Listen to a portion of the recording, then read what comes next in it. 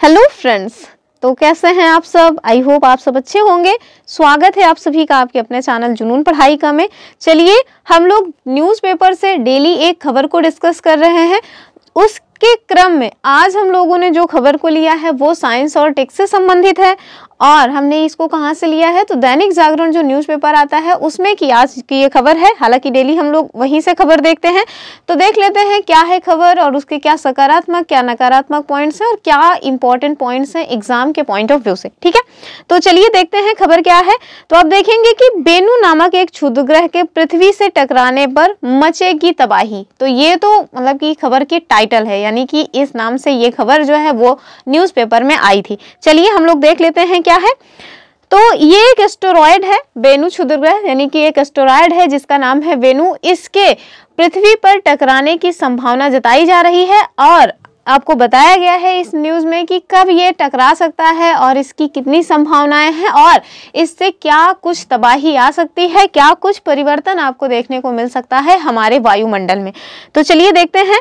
देखिए, जो वैज्ञानिक हैं इन्होंने अनुमान लगाया है कि अगर जो वेनु नामक क्षुद्रग्रह है या जो क्षुद्रग्रह है वो हमारी पृथ्वी से टकराता है तो जलवायु, वायुमंडलीय रसायन विज्ञान और प्रकाश संश्लेषण में 3 से 4 साल तक का व्यवधान पैदा हो सकता है। ठीक है, तो ये तो मतलब इसका इंपॉर्टेंट पॉइंट है।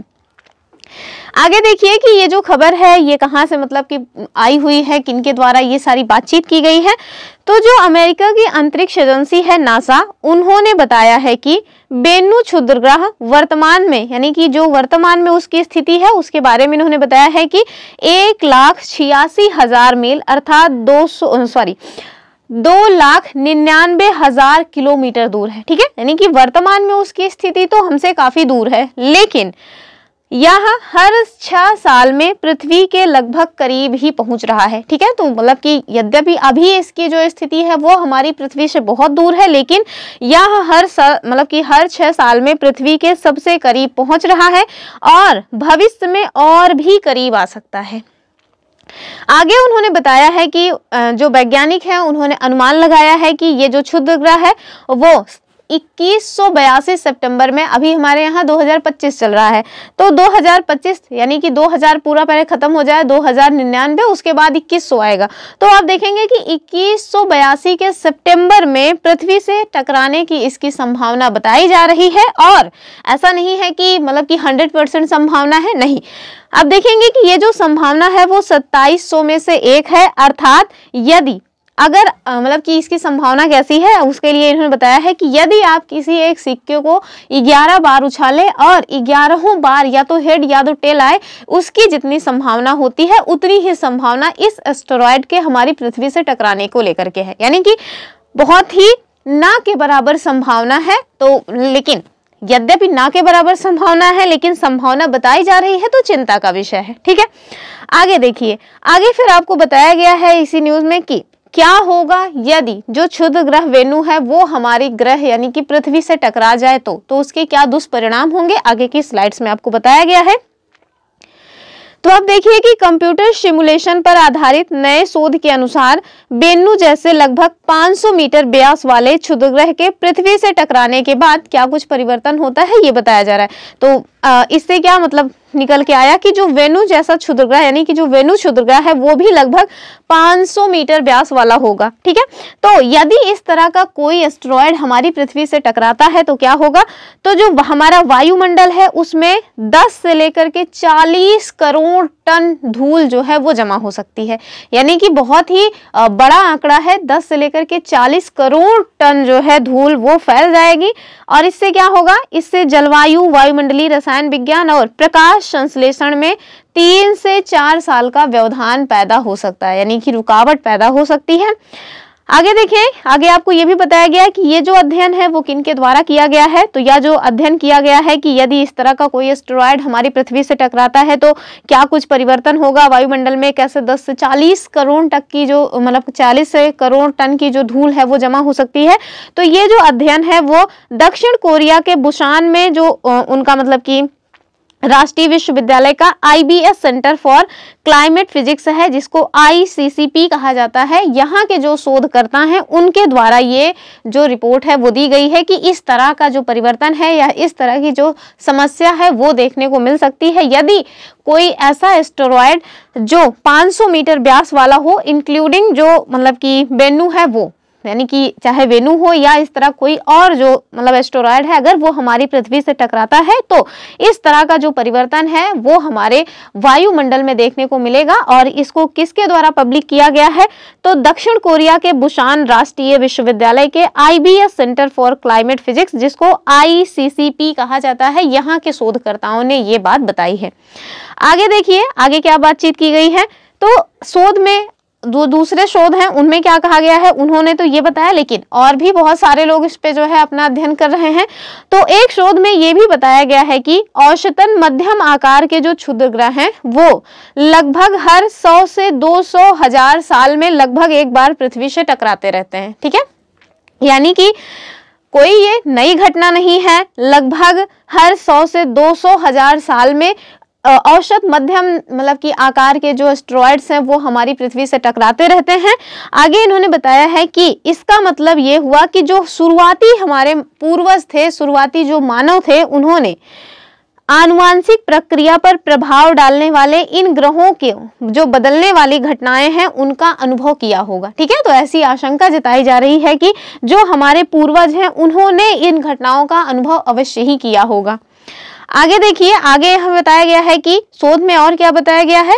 तो शोध में ये भी कहा गया है कि हमारी जलवायु प्रणाली और महासागर में स्थलीय पौधों और प्लवक पर क्षुद्रग्रह के हमले से प्रभाव पड़ने की संभावना है। यानी कि जो हमारे समुद्री जीव हैं, यानी कि जो हमारे समुद्री प्लवक हैं, उन पर भी इसके प्रभाव देखने को मिल सकते हैं। और क्या प्रभाव देखने को मिलेंगे वो यहाँ पे आपको दिखाया गया है कि एक सुपर कंप्यूटर LF है, इसका उपयोग करते हुए जो वैज्ञानिक हैं, जो शोधकर्ता हैं, उन्होंने कुछ नकारात्मक प्रभावों को देखा। और क्या देखा है?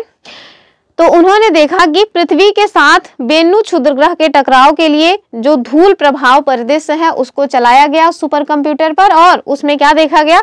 उसमें देखा गया कि धूल के कारण सूर्य के प्रकाश में कमी होगी और उससे जो हमारा वैश्विक सतह है वो 4 डिग्री सेल्सियस तक ठंडी हो जाएगी। ठीक है, यानी कि 4 डिग्री सेल्सियस तक जो टेम्परेचर है वो कम हो सकता है।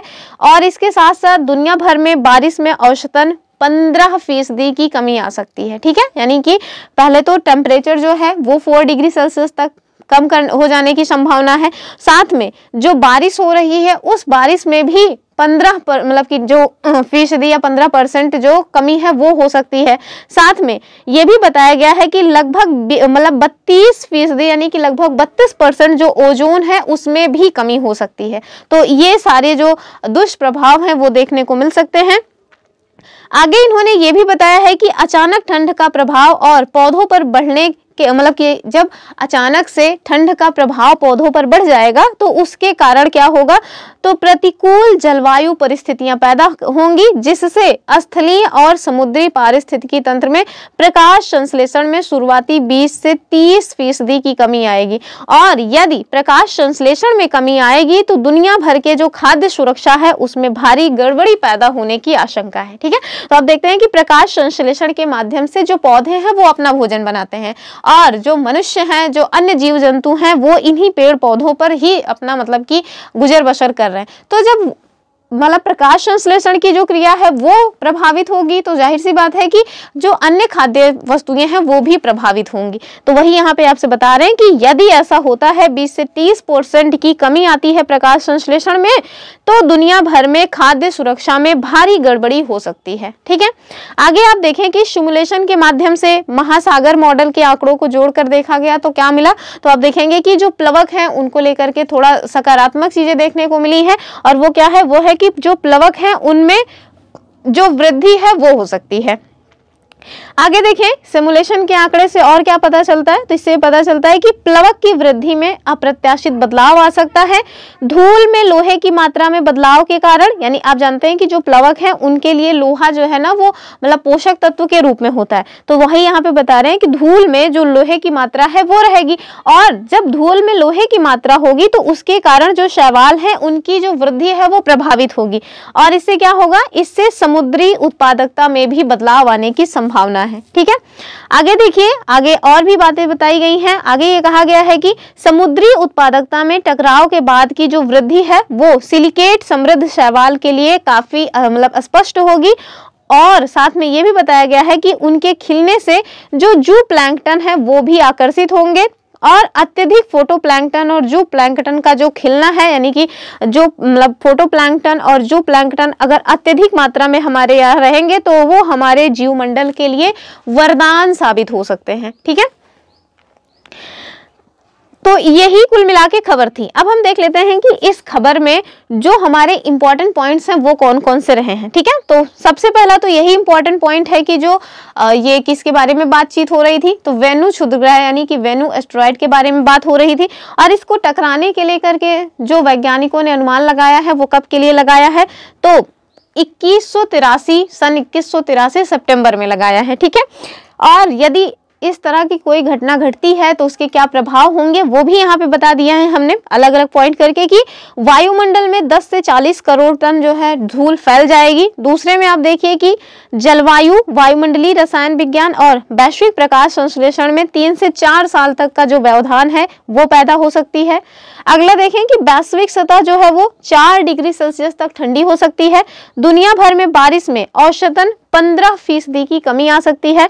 ओजोन परत में भी लगभग 32% की कमी आने की संभावना है, और साथ में स्थलीय और समुद्री पारिस्थितिकी तंत्र में प्रकाश संश्लेषण में शुरुआती 20 से 30% की कमी आएगी, जिससे खाद्य सुरक्षा भी प्रभावित हो सकती है। और साथ में आप देखें कि एक सकारात्मक पॉइंट है, और वो क्या है कि समुद्री उत्पादकता में अस्थायी वृद्धि हो सकती है, खासकर सिलिकेट समृद्ध शैवालों के लिए ये उपयोगी होगी।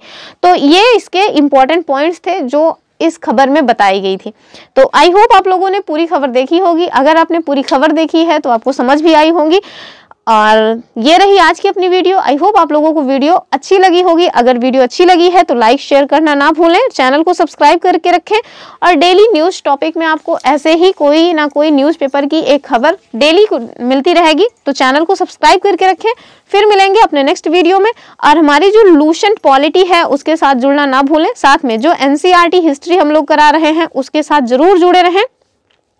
एनसीईआरटी हिस्ट्री में अभी हम लोग क्लास 8 की हिस्ट्री पे पहुंच गए हैं, और हमने एक वीडियो अपलोड कर दिया है जो हमारे यहाँ विदेशी कंपनियों के द्वारा आया, मतलब जो हमारे यहाँ विदेशी कंपनियां आई और आकर के हमारे यहाँ इतना लूटपाट मचाया और हमारे यहाँ का सारा धन दौलत ले गए। तो उसके क्रम में हमने एक वीडियो ऑलरेडी पब्लिक कर दिया है।